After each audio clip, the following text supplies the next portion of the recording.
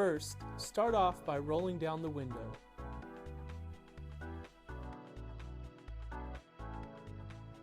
Next, grab the cleaning wipe, open, and clean the areas in which the visor will be applied.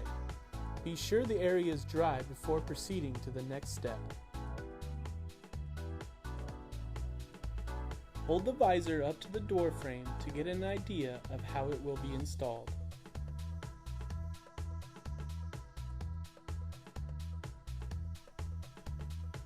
For proper installation, peel back the tape about 2 inches and remove the black protective foam from the hooks on the visors.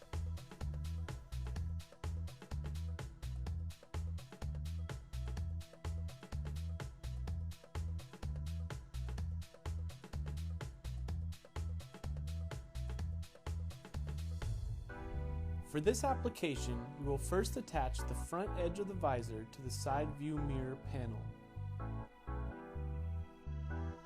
This step is important. Be sure when installing this end clip that it wedges just behind the side view mirror. Adjust the visors to install the top 2 hooks to the door frame.